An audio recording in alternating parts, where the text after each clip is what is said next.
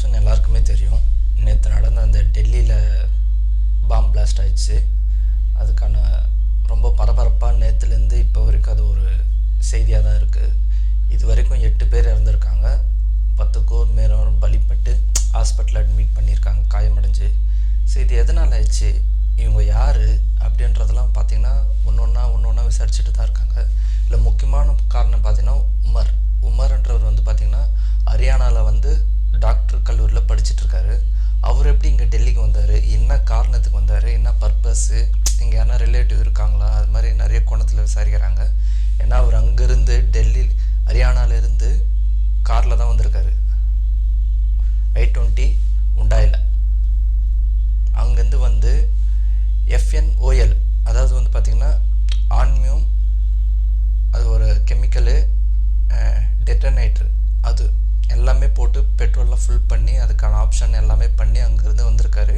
அவர் எங்கே மாட்டினார்னு பார்த்தீங்கன்னா கலேரா சிக்னலில் அந்த ரெட் லைட் போடும்போது தான் அங்கே தான் அவர் ஃபேஸோட ஐடென்டி பண்ணியிருக்காங்க, யார் என்னன்றதெல்லாம் விசாரிச்சிருக்காங்க.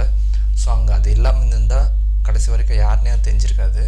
ஏன்னா அங்கே பார்க்கிங் 3 மணி நேரம் நின்றுருக்காங்க.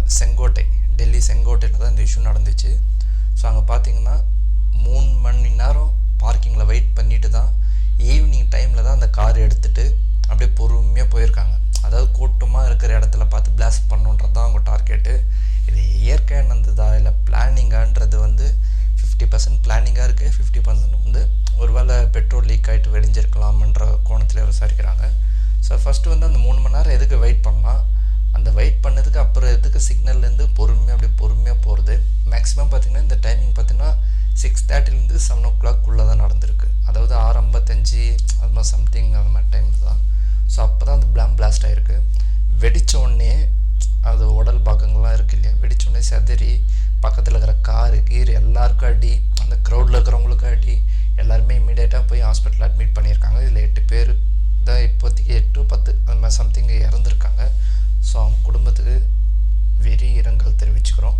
அது மட்டும் இல்லாத இந்த பிளாஸ்ட் எதனால் ஆயிடுச்சு, என்ன மோட்டிவு, இவன் யார், எந்த ஊர்லேருந்து வந்திருக்கான்றதெல்லாம் விசாரித்த பிறகு தான் அவன் ஹரியானாவில் படிச்சுட்ருக்கான், மருத்துவ ஸ்டூடெண்ட். இத்தனைக்கும் ஒரு மருத்துவராக இருந்து இங்கே பாம் பிளாஸ்ட் பண்ணணுன்னு என்ன அவசியன்றது தெரியல.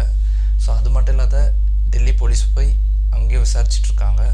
அந்த ஹரியானாவில் அவர் படித்த காலேஜ், ஹாஸ்பிட்டல்ஸ் எல்லாத்துலேயுமே போய் விசாரிச்சிருக்காங்க. இவங்களோட பின்புலம் என்ன, இவன் இதுக்கு முன்னாடி என்னென்ன பண்ணிகிட்ருக்கான், என்னென்ன பண்ணியிருந்தான்றதெல்லாம் விசாரிச்சிட்ருக்காங்க.